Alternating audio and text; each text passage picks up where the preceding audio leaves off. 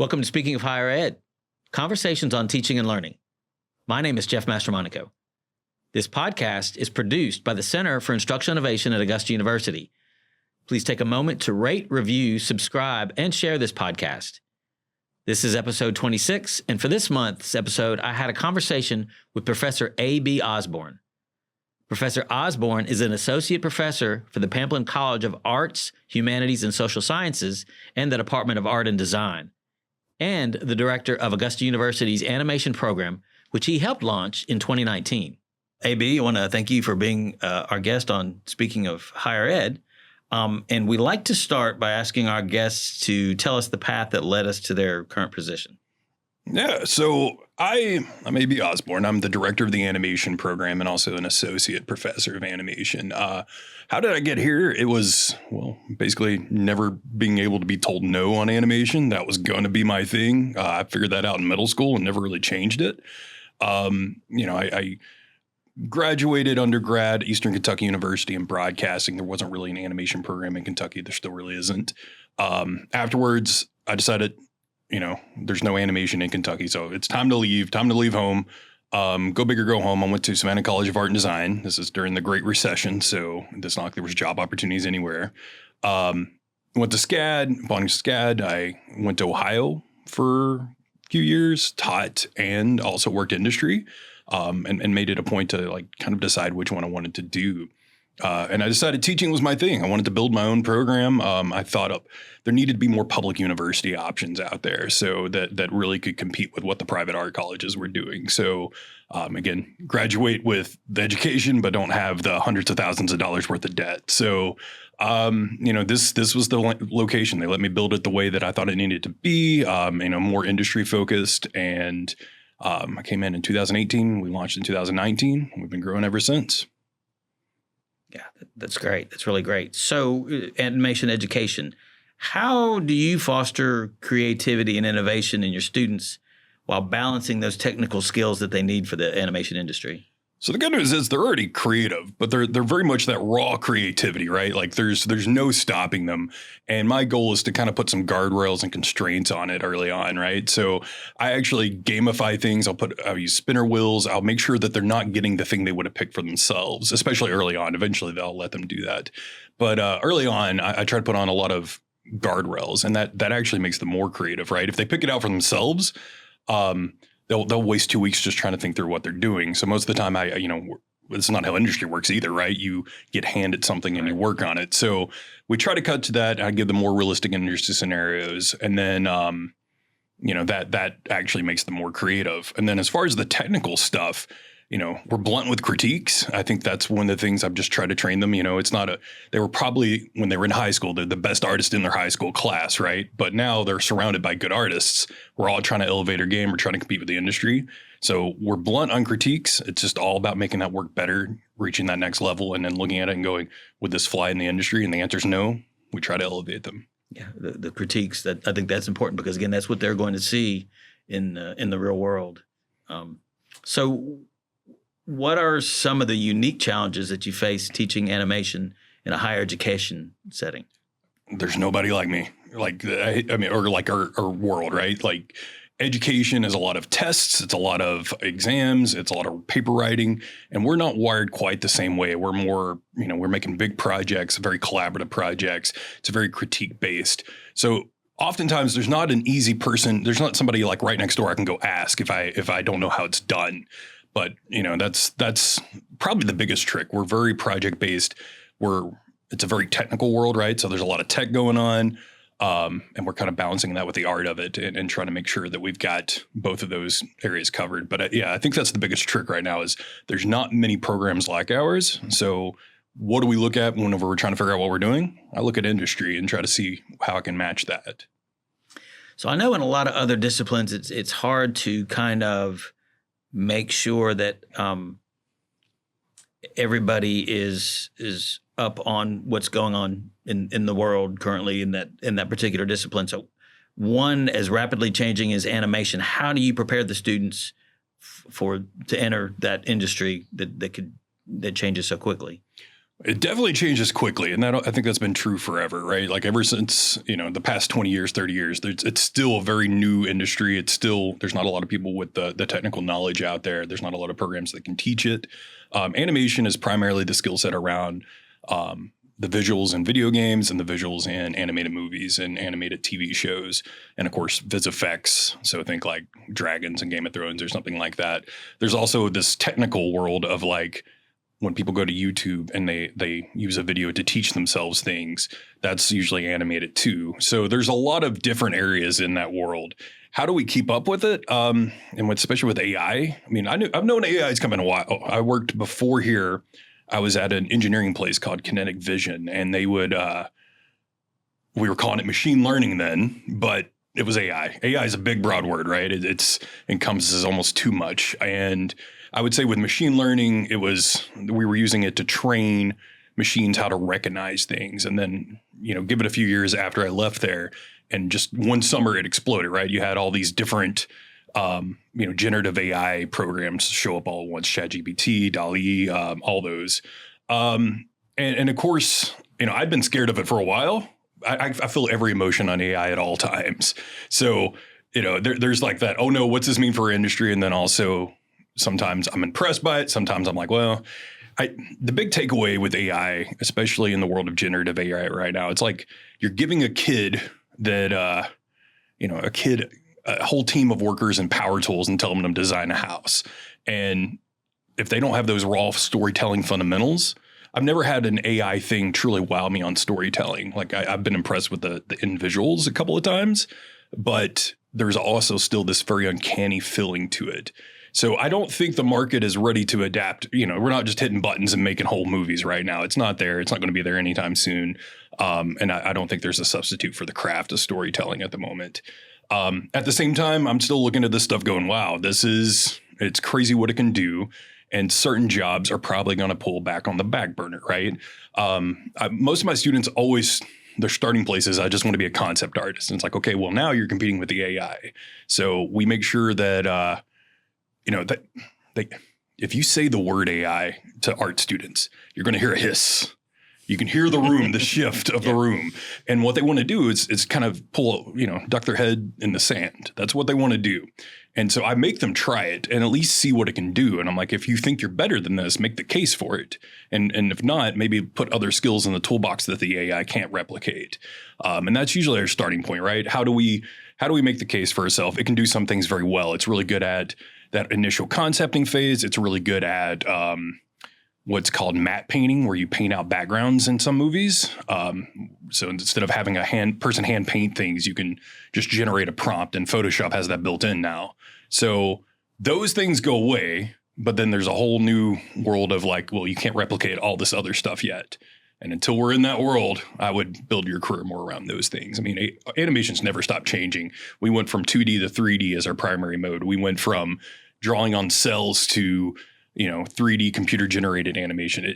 It's sort of the nature of the medium to keep evolving. So staying up with that is the nature of the beast. Yeah. So you've really moved right into what I was going to talk about next when we were speaking of changes. And I know working in a creative field, AI definitely has me raising my eyebrows for all the the things that you'd said. Is it going to replace what we can do and all those things? So have you found that you've had to really address these changes in your curriculum, maybe? I'm definitely aware of it. So I think I had a little bit of a head start. I think it didn't surprise me as much as it surprised everybody else. So I'd already been working it into my curriculum for a while. I think the biggest thing is the students want to avoid it. So making them try it out is really important. And again, AI is such a big, broad word because there's generative AI where you type a prompt and you get a picture back. But there's also other AI systems that we've been using for years, right? You could argue that like Word and an autocorrect system is kind of its own AI, right? It's what we do in animation is there's sometimes things called solvers. So if you're going to do something like a performance capture system and record somebody's face, you would use the solvers to kind of make the animation a little smoother and a little better. And most people aren't hissing whenever they hear that in animation. So, working all those new tech things in there is just really important. Making the students just look the thing head on in the face, not, if they're uncomfortable and they avoid it, then you're not setting yourself up for the realities of the industry. Like it's there, it's not going away. And learning when to embrace it, when it's maybe not okay to use it. That's, I think that's something we're diving headfirst into. I think also establishing early on that communication that like, I'm not going to say AI is entirely off limits on your projects, but if you don't build the fundamentals, nothing else really matters here, right? If you can dunk the basketball, it's great, but if you haven't learned how to dribble, there's not much else. So getting those fundamentals in place is really important. And if they have to always vet it through me before the AI shows up. Yeah, and I think that's been the issue no matter what the discipline is figuring out how AI can become a time-saving tool and, understanding how to use it in those ways. So what opportunities do you see that the students can take advantage of that AI actually would that they would get the benefit of all the things that AI can do as opposed to kind of maybe just trying to learn how to live in this world? I think it does offer some clear benefits. For starters, I would say the quality of writing in students as a whole has been struggling probably throughout the past decade, right? So there is this world where AI is pretty good at spell checking, but then I don't want it to write their whole paper. So I don't know. That's the, how do we kind of establish, maybe it's okay for the AI to take a look at it before, like give me the draft before the AI, give me the draft after the AI. I'm talking specifically ChatGPT and writing scripts or things like that. Do you acknowledge that you've wrote it in there? How does it work for them for art? Again, I think it's the concepting phase.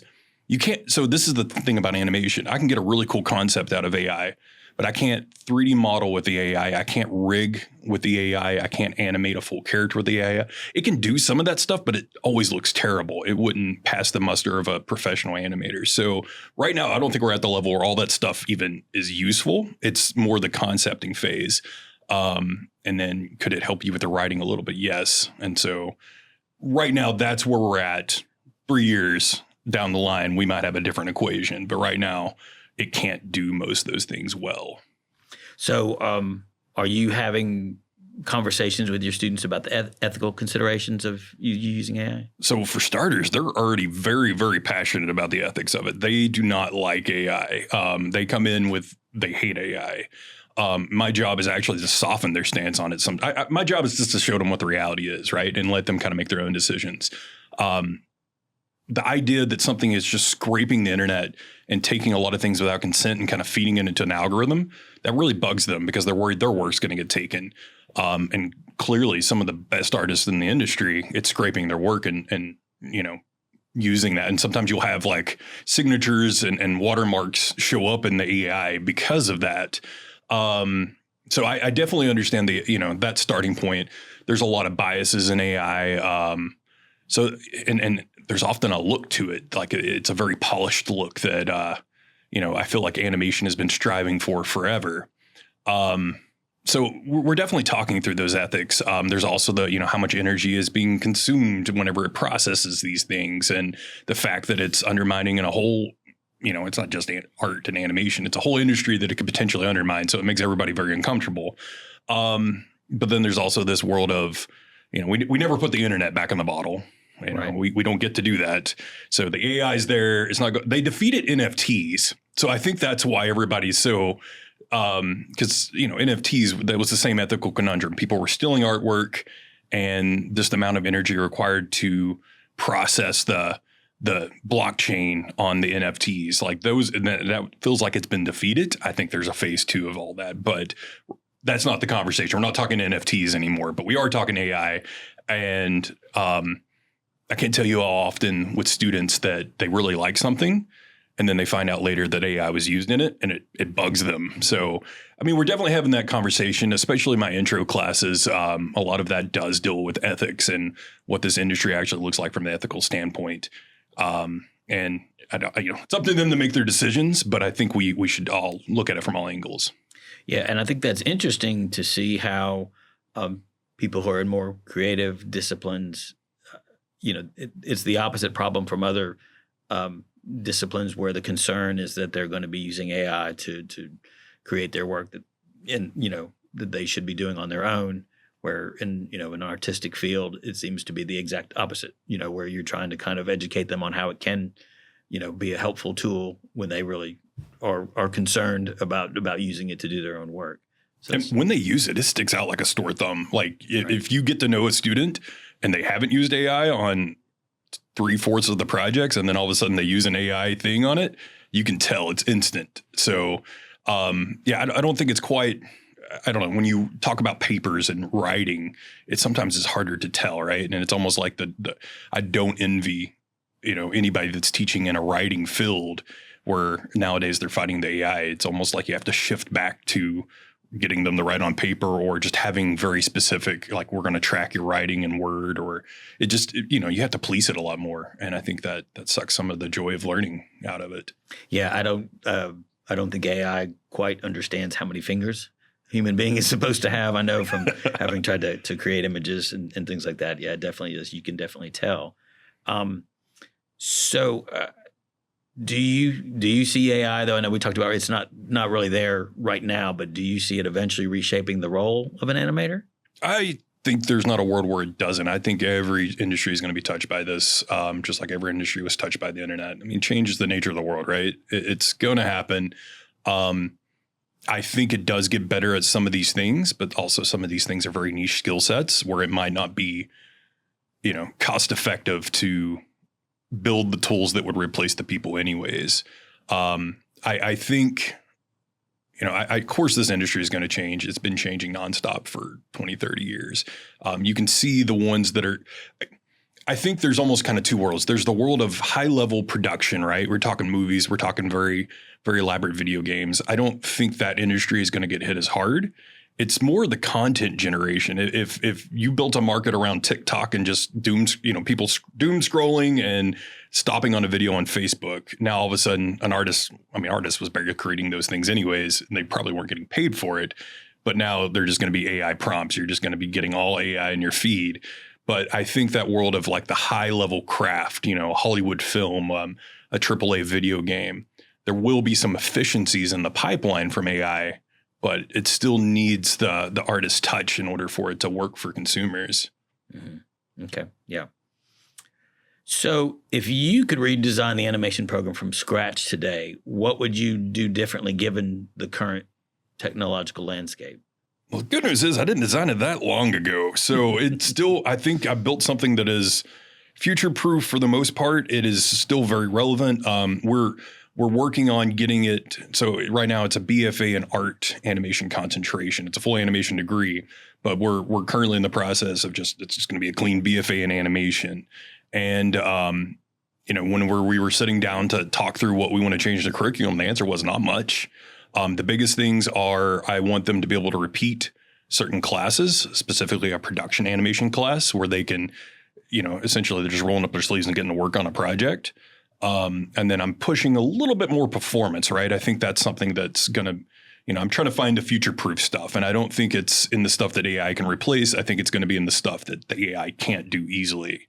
And character performance, actually making the puppet come to life, actually bringing that performance and getting an audience to respond. If they're making an audience laugh or making the audience cry, all that stuff is done through really elaborate performance. So I think that's the thing that I'm trying to get. We're going to have one more class in very soon. And then otherwise, it's still about where it needs to be. I don't think the industry is quite. There's been some layoffs, and it's been across all tech and entertainment. So it's not exclusive to animation. But I think that's more a story of all the mergers and acquisitions that have been happening. And then COVID, everything scaled up and everybody was work from home. And I think it's sort of correcting post-COVID, post-mergers and acquisitions. These companies kind of go through this world of like they find a successful smaller company, they buy it out, and then they lay off people. And then all those new people are displaced, and then they form their own companies. And I'm kind of seeing the cycle. There's a lot of newer, smaller things springing up that are probably going to be the new things that everybody's merging and acquiring, right? So, but I see that cycle a little bit, and I think that's just the thing I'm watching and making sure I can keep my students ready to go in that market. My guest today is Professor A.B. Osborne, who is the director of the animation program at Augusta University. We are going to take a quick break and then come back with our continuing the conversation question. Got a teaching idea worth sharing? Share it on AU Teaching Commons. We are Augusta University's first peer-reviewed hub of open teaching resources by faculty for faculty. Share your knowledge, help your peers, impact students. Visit us at guides.augusta.edu/AU Teaching Commons. We're back, and we are going to ask our continuing the conversation question, which is, what advice do you have for educators in other fields who are teaching subjects that are impacted by AI? So that's a really good question. And, I can't pretend to have all the answers here. I think, again, I feel all emotions about AI all the time. Like, I'm happy about it. I'm mad at it. I'm feeling all of that. I think if you're in a writing, I don't know, I spent years, I don't know if this is me just getting old or what, but now I've spent most of my life going, text the answer. Let's more tech. And all of a sudden I'm like, oh, maybe less tech. I think the answer if we want to be able to track students and make sure they're getting the foundations of what they want, right? And if you just sign a paper, back away, and you're getting 20 AI papers and you're having trouble even tracking, that's a terrible thing to have to police. Like, people don't get in academia to police that stuff. Do you move to more, do you move to paper, or do you at least have them on a computer where you can supervise them? Do you trust the software that is supposed to be policing it for you? Those are all conundrums that I think we're all experiencing all the time. Another thought is just, I don't know. I don't want to say less writing, because I think students need more of it. They're kind of bad at it right now. Everything from auto, if they're writing papers like how they text, it doesn't lead to good papers. So, I don't know. I don't want to say less writing, but also sometimes, what's the point of the project? Can you go back to the essence of it? And is writing the best way to express it, right? A lot of students can produce videos, they can produce a podcast, they can make creative things. And I think just having a variety of different options when it comes to how you assess what they're doing. Mm-hmm. And then, and this is probably your wheelhouse a little bit, but this idea of gamification, I think always gets a response out of my students. They love gamification. They react to it. Whenever a few years back, whenever we had COVID and you had that online course on gamification, it got me to start talking more openly about it. It's like one of those things I did in my room, but I didn't want to talk to other academics about it because I felt like it wasn't being taken seriously. But it works. It definitely gets motivation. And I see people in like history and English and world languages using it, and it seems like they're getting a great response out of it too. So, I think, unfortunately, and also fortunately, students want to be entertained while they teach. So figuring out how do you drive home those concepts while keeping it entertaining is just a big part of it. Yeah. And you talking about gamification, a lot of the workshops and things that I have done, I've actually brought up how you are using gamification in your class, because I've seen how engaged the students are. I think you guys come up with your own currency as a part of your class that they can earn and spend on different things in class. I don't know if you want to elaborate maybe a little bit on that. Yeah, so me explaining this will all sound super dumb. It only works for animation students, right? There's a very specific mindset and like culture around it, right? They like playing video games. They like they like creating their own characters. And so what I do is we call it cartoon doubloons, and I give chances for students to earn it, and they get competitive over it. They'll do anything they'll go to extra art events. They'll, the extracurriculars, we have like weekly prompts, anything that will, in theory, help them get better at something. I try to reward with these imaginary doubloons. And then we use spinner wheels. Again, I don't let them pick their projects most of the time unless they spin doubloons. And so then and they're also on teams, so they don't want to let their team down. And so it's like they have this conundrum of, do I spin doubloons and get exactly what I want? Or do I, stick with the team and try to make sure we're going to win this throughout the semester? And those conundrums really, I don't know, it works. It keeps them motivated.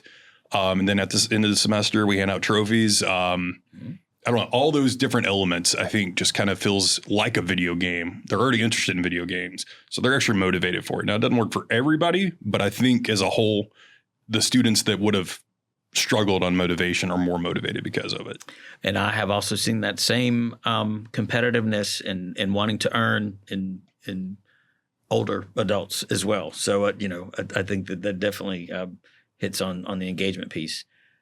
So before we go, are there any ways that listeners or viewers can keep up with you online or maybe with social media? Yeah, absolutely. We got Instagram, AUG_animation. And we're always doing events, right? So if you go to Augusta University Art and Design's website, you can sign up to take a tour. We run Friday tours. I'll ride you around on the golf cart and we'll show you the sites. We host once a semester something called the Animation Invasion. That's essentially a big celebration of nerdiness. So we get a bunch of students together anybody, it's open to the public. So you come in, we're going to eat, we're going to watch a curated selection of animated shorts kind of wrapped around a theme. And then we play some trivia games, and then there's an art competition. We put a big prompt on the board, and everybody gets up and draws and competes trying to win. And then if you want to hang around beyond that, we get goofy and start doing cartoon karaoke. So that's the big fun thing. A lot of people show up to that event, and it's wild. We also are actually hosting, starting today, the Global Game Jam, and that's a 48-hour competition where students make a playable video game over a weekend. So they're going to be exhausted by Sunday, but they're going to turn out some really cool things. They learn a ton during that. So we bring mostly animation students and a little bit of computer science will participate, but it's open to anybody at the university. The point's just to learn. I just sort of back off, and put up my hands and let them do their thing. But they make a playable video game, and they've had some really cool successes from that. That's great. Well, Abby, I want to thank you for being a guest on Speaking of Higher Ed. The conversation continues on our Facebook page at facebook.com/AUGCII. Please contribute your thoughts on today's topic and other episodes. You can find more on our show page at augusta.edu/innovation. Please rate, review, subscribe, and share this podcast. We release new episodes on the third Wednesday of each month in spring and fall semesters. Speaking of Higher Ed is produced by the Center for Instructional Innovation at Augusta University.